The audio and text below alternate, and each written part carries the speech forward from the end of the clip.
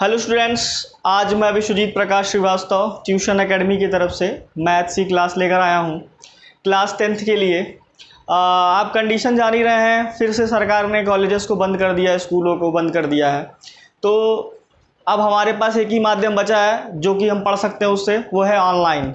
तो इसलिए मैं मैथ की क्लासेस अब लगातार डेली बेसिस पे करूँगा, ठीक है। और इसमें आपको मैं चैप्टर वाइज पढ़ाऊँगा। तो मैंने पिछली क्लास में पॉलिनोमियल पढ़ा दिया है, जिसको हम कहते हैं बहुपद हिंदी में, ठीक है। तो जो दूसरा लेसन है, आज हम स्टार्ट करेंगे तीसरा लेसन, जिसका नाम है दो चरों वाले रैखिक समीकरण या फिर linear equation with two variables, ठीक है।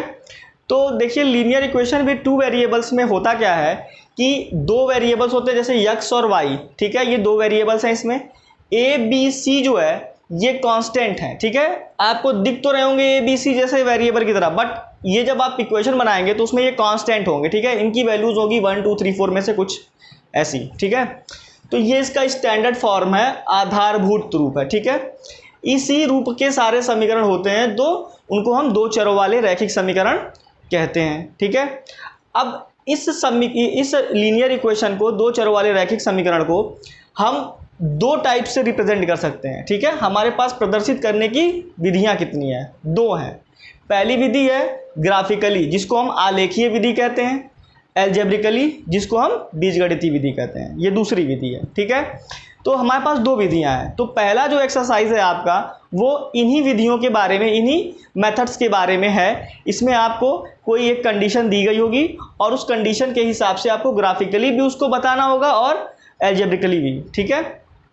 तो ये है आपका पहले एक्सरसाइज का पूरा टॉपिक। हम एक क्वेश्चन करेंगे इस पे, फिर आपको समझ में आ जाएगा कैसे रिप्रेजेंट करना है ग्राफिकली में। जैसे मान लीजिए ये है ग्राफ हमारा, ठीक है। इस टाइप से कुछ ग्राफ बना देंगे हम। इक्वेशन दिया होगा, इक्वेशन को पहले ग्राफ एल्जेब्रिकली लिखेंगे, उसके बाद एल्जेब्रिकली के बाद उसको हम ग्राफिकली कन्वर्ट कर देंगे, ठीक है ना। चलिए, तो हम एक क्वेश्चन ले लेते हैं, एक्सरसाइज 3.1 का पहला क्वेश्चन, उसको सॉल्व करते हैं, फिर आपको समझ में आ जाएगा।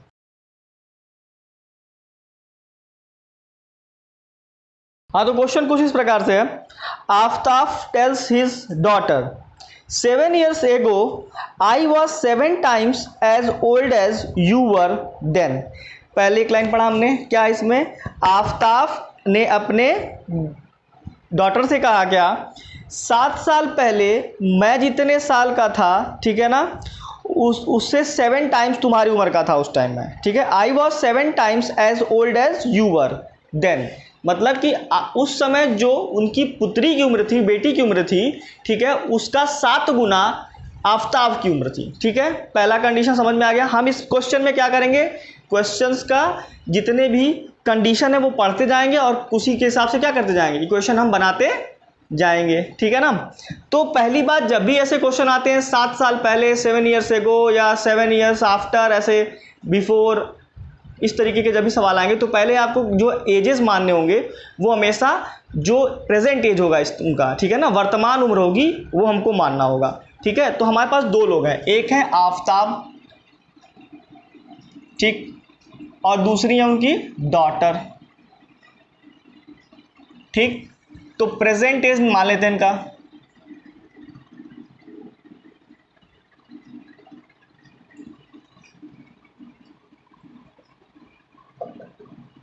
ठीक है। मान लिया आफ्ताब का x है और डॉटर का y है। ये दो वेरिएबल्स हो गए हमारे, x एंड y।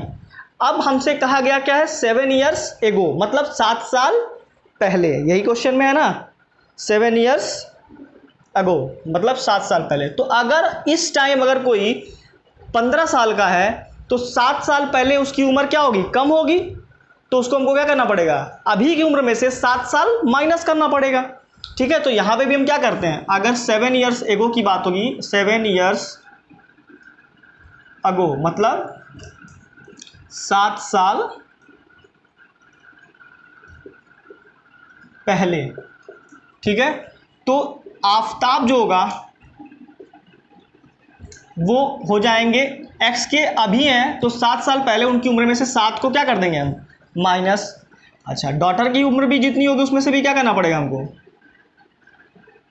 7 माइनस करना पड़ेगा, तो हो जाएगा y माइनस 7। ठीक है, अभी तो ये क्या बना, 7 साल पहले की इनकी एजेस आई, उम्र आया, लेकिन हमसे ये भी कहा गया है कि जो आफताब की उम्र है वो उनकी डॉटर की उम्र की 7 गुनी है। कितनी है?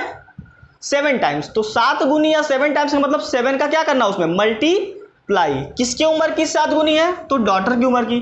तो डॉटर की उम्र में हम क्या करेंगे, 7 का मल्टीप्लाई। अकॉर्डिंग टू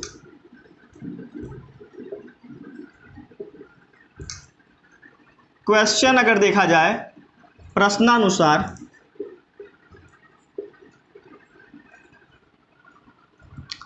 तो जो डॉटर है y माइनस 7, अगर इनकी उम्र में 7 का क्या कर दिया जाए, मल्टीप्लाई, तो वो फादर की उम्र के क्या हो जाएंगी, बराबर। ठीक है, अब इसको सॉल्व कर लेते हैं। सॉल्व करके जो इक्वेशन बनेगा वो हमारा होगा क्या, लीनियर इक्वेशन होगा, 2 चरों वाले, लीनियर इक्वेशन विथ 2 वेरिएबल्स, 2 चरों वाले रैखिक समीकरण होगा। ठीक है, x माइनस 7 इक्वल टू, ये 7 का मल्टीप्लाई इसमें भी होगा और इस वाले भी टर्म में होगा, तो 7y माइनस 7 7 ज़ा 49। ठीक है, अब हम क्या करेंगे, ये जितनी भी चीज़ें हैं एक तरफ से इसको दूसरे साइड में ले आएंगे। ये प्लस का है तो इधर आएगा तो कितना, ये तो सब ऐसे ही रहेंगे, ये प्लस का है तो माइनस का 7y हो जाएगा, ये माइनस का है तो प्लस का 49 हो जाएगा, इक्वल टू, इधर से सारी चीज़ें इधर चली आई हैं तो यहाँ क्या बचेगा, 0 बच जाएगा। ठीक है, अब इसको सॉल्व कर लेते हैं। x माइनस 7y तो ऐसे ही रहेंगे, लेकिन ये दोनों सब्ट्रैक्ट हो जाएंगे, ये प्लस का और ये किसका है, माइनस का, तो 49 में से 7 जाएगा, कितना बचेगा 42, और ये बड़ा साइन प्लस का है तो उसमें यहाँ क्या लग जाएगा, प्लस, इक्वल टू 0। ये हमने एक इक्वेशन को क्या कर लिया, ग्राफिकल एल्जेब्रिकली, ये क्या हो गया, एल्जेब्रिकली बीजगणितीय रूप में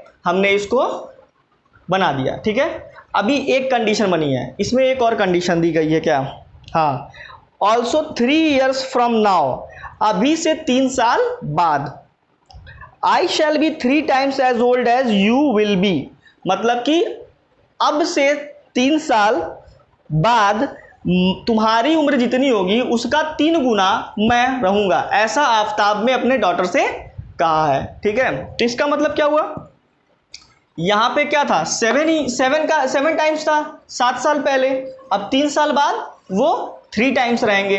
तो बस जैसे हमने यहाँ पे 7 years के लिए निकाला है कंडीशन, वैसे ही हम 3 years आफ्टर की बात कर लेंगे, 3 साल बाद की बात कर लेंगे, उनकी उम्र निकालेंगे, उसमें 3 का मल्टीप्लाई कर देंगे। ठीक है, तो हम इसको इरेज करते हैं अभी। ठीक है,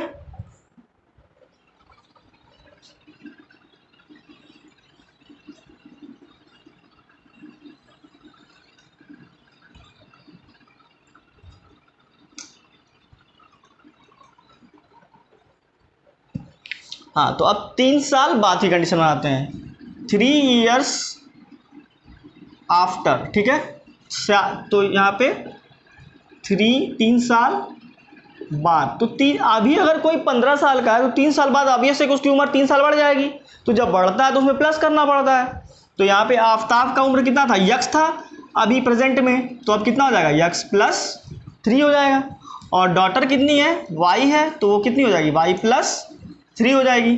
तो ये 3 साल बाद की उनकी उम्र आ गई। अब 3 साल बाद की उम्र में भी कंडीशन दी गई है क्या हमें, कि डॉटर की उम्र की 3 टाइम्स जो है वो आफताब है। ठीक है ना, मतलब कि 3 गुनी है डॉटर की उम्र, तब वो आफताब की उम्र के क्या होगी, बराबर।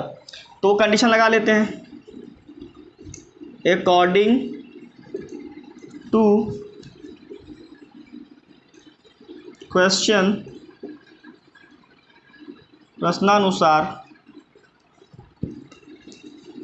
y प्लस 3 में अब हम किसका मल्टीप्लाई कर देंगे, 3 का, तो किसके बराबर हो जाएगा, x प्लस 3 के। ठीक है, अब इसको भी सॉल्व कर देंगे जैसे पहले सॉल्व किया था, तो क्या आ जाएगा, x प्लस 3 इक्वल टू, 3 का मल्टीप्लाई दोनों में होगा, 3y प्लस 9, सबको इधर ले आइए, x प्लस 3 माइनस का 3y माइनस का 9 इक्वल टू 0। अब ये हो जाएगा x माइनस 3y, ये माइनस का ये प्लस का, तो सब्ट्रैक्ट हो जाएगा, तो ये माइनस का कितना बचेगा, 6 इक्वल टू 0। ये बन गया इक्वेशन नंबर 2। ठीक है, ये मेरा आया था पहले इक्वेशन नंबर कौन सा, 1, और ये आ गया इक्वेशन नंबर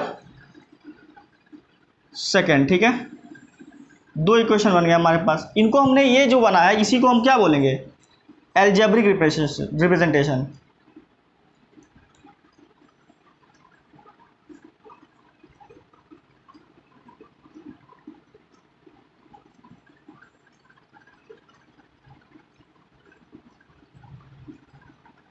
तो ये हमने इसको एल्जेब्रिकली रिप्रेजेंट कर लिया है, ठीक है। ये दोनों हमारे इक्वेशन हो गए, ठीक। अब हम इन दोनों इक्वेशंस को ग्राफिकली रिप्रेजेंट करेंगे, ठीक है। तो इसको जब भी हमें ग्राफिकली रिप्रेजेंट करना होता है तो हमें एक कंडीशन लगानी पड़ती है।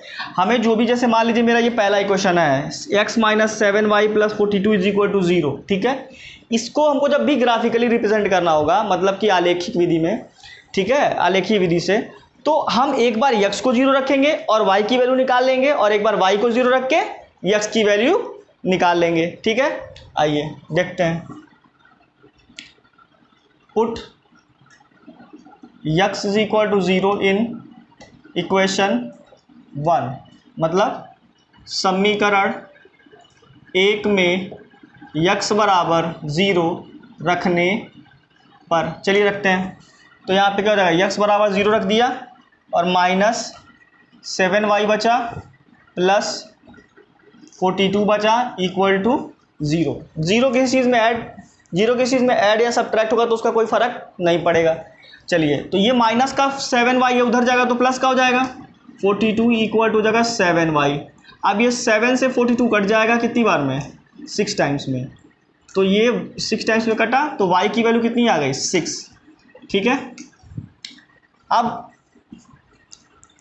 पुट करेंगे हम y = 0, x = 0 रख चुके हैं, अब y = 0 रखेंगे। y इन इक्वेशन 1, वही समीकरण 1 में y = 0 रखने पर।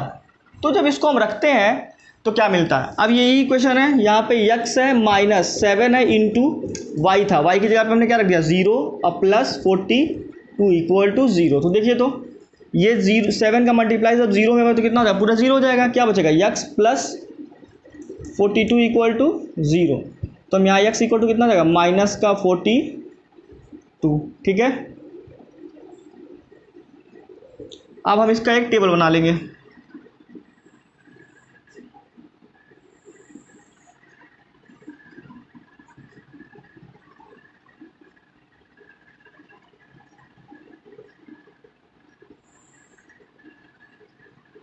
x y, जब x हमने 0 रखा था तो y की वैल्यू 6 मिली थी। जब हमने y को 0 रख दिया तो x मिल गया हमें -42। अब इस कंडीशन से हम ग्राफ क्या करेंगे, ड्रॉ कर देंगे। तो ग्राफ कैसे ड्रॉ होगा, मैं ड्रॉ कर देता हूँ यहाँ पे ग्राफ। यहाँ पे अगर हम 1 2 यहाँ पे क्या होता है, ये x होता है प्लस वाला, इधर होता है x माइनस वाला, इधर y होता है प्लस का, इधर y होता है माइनस का, ठीक है। अगर हम 1 सेंटीमीटर को 1 के बराबर मानेंगे तब तो ये क्या होगा, -42 लाना क्या हो जाएगा, काफ़ी बड़ा काम हो जाएगा। इसलिए हम क्या करेंगे, यहाँ पे 5 के फॉर्म में ले लेते हैं। किस में ले लेते हैं, 5 के या 6 में ले लेते हैं। किस में लिख लेते हैं, 6 में। 1 सेंटीमीटर = 6, 1 सेंटीमीटर = 6, ठीक है। ये हम मान लेते हैं, ठीक। तो ये हो गया हमारा 6 12 18 24 ऐसे आगे जाएगा, ठीक है। इधर माइनस का 6 माइनस का 12 माइनस का 18 माइनस का 24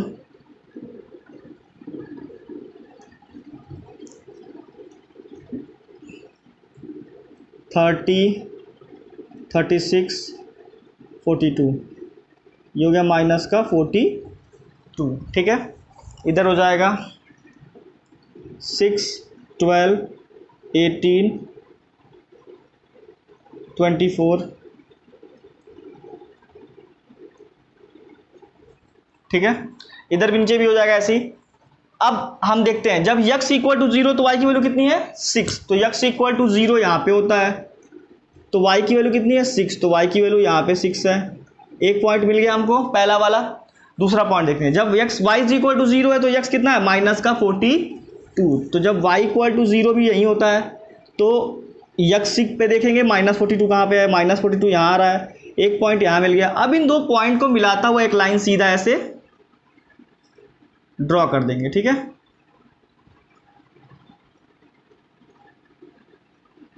ये हमारा बनके तैयार हो गया ग्राफिकल, ठीक है। एक इक्वेशन मैंने बना दिया, ठीक है, और एक इक्वेशन जो बचा है सेकंड वाला वो आपके लिए होमवर्क रहेगा, ठीक है। वो आप करके और स्क्रीनशॉट्स हमें भेज सकते हो, ठीक है, हमारे कमेंट बॉक्स में, ठीक है। Okay, thank you.